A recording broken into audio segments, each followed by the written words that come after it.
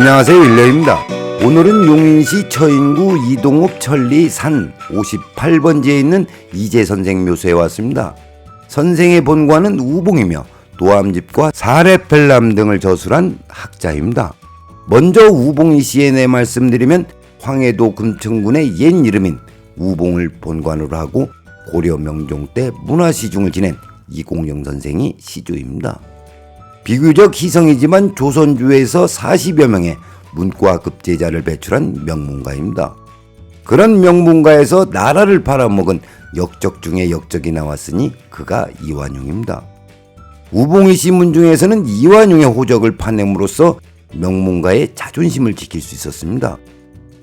다시 본론으로 들어와 우봉이 시문 중에서 많은 인물이 배출되었는데 그 중에 조선 후기 성리학의 대가인 이재 선생을 들 수 있습니다. 선생이 돌아가시자 이곳 용인의 묘소를 조성하였습니다. 우봉이 씨 선영은 풍수적 가치와 함께 풍수 공부에 많은 도움이 될 것 같아 이 영상을 준비하였습니다. 그럼 시작하겠습니다. 먼저 능선이 내밀었다고 해서 무조건 생기가 내려오지 않는다는 것을 말씀드리겠습니다. 지도를 보시면 이 국세는 인기좌선에 세 가닥의 능선이 내려오고 있습니다. 일반적으로 능선만 있으면 생기가 내려오는 줄 알고 있지만 생기가 타고 내려오는 능선이 있는가 하면 그렇지 않은 능선이 있습니다. 그런데도 능선에 펑퍼짐하게 당판이 만들어져 있으면 묘자리 하나 붙일 만한 곳이라고 생각하기 쉽습니다. 그러나 생기가 내려오지 않으면 진열이 생성할 수 없다는 것은 지극히 당연한 이치입니다.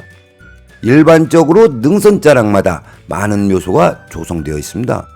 생기가 내려오지 않는 곳에 묘지를 조성하면 발복은 고사하고 집안에 흉이 발생하는 이유가 여기 있습니다. 그렇다면 왜 능선마다 묘지를 조성하는 것일까요? 그것은 바로 눈으로 보고 진열을 판단하기 때문입니다. 풍수지리는 기운을 논하는 영역입니다. 해서 진열을 논하기 위해서는 생기와 살기를 구분할 줄 알아야 하는 것은 기본 중의 기본입니다. 부연 설명을 하자면 넓게 당판이 형성되었다 할지라도 생기가 없다면 흉지에 불과합니다. 그리고 생기는 능선을 타고 진행하기도 하지만 때론 물을 건너 진행한다는 사실을 기억해야 합니다. 생기의 진행 방향은 절대 단순하지 않습니다. 변화무쌍 그 자체입니다.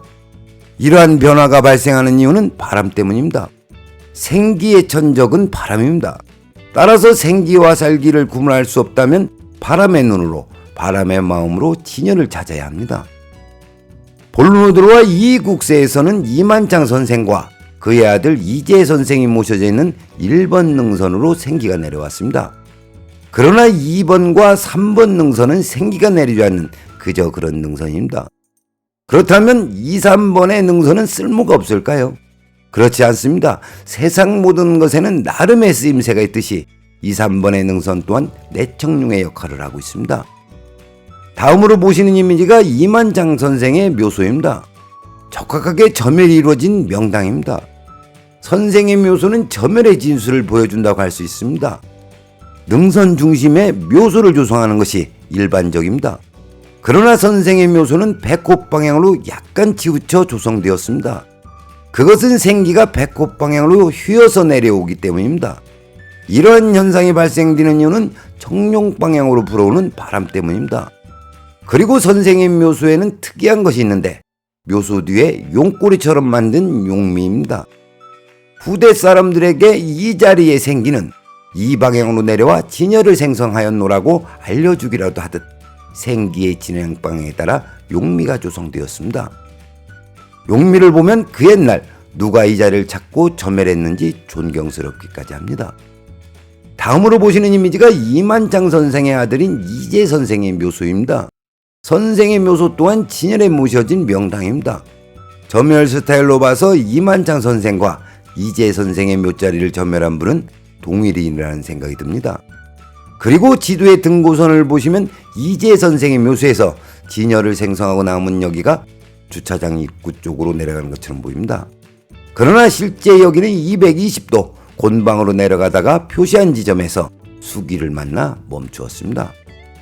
그리고 이재 선생을 명당에 모시고 여러 인물이 배출되었는데 특히 선생의 증손자인 이광문 선생에 대해 벼슬이 판서에 이르러서도 생활은 지극히 검소하여 의복과 음식이 가난한 선비와 다를 바 없었다고 기록하고 있습니다. 과연 명문가 후손다운 삶을 살다 가셨습니다. 그럼 오늘의 이야기를 정리하겠습니다. 저는 오늘 이재 선생의 묘수를 통해 생계 진행방에 대해 말씀드렸습니다. 풍수지리에서 눈에 보이는 형태는 진열을 찾고 판단하는 데 중요합니다. 그러나 눈에 보이지 않는 생기를 주변 사격을 보고 점멸하는 것에는 분명 한계가 있습니다. 즉 눈에 보이는 것이 다가 아닙니다. 그 이유는 삼라만상의 모든 변화는 눈에 보이지 않는 기적작용에서 발생하기 때문입니다. 오늘은 여기까지 하겠습니다. 시청해주셔서 감사합니다. 구독과 좋아요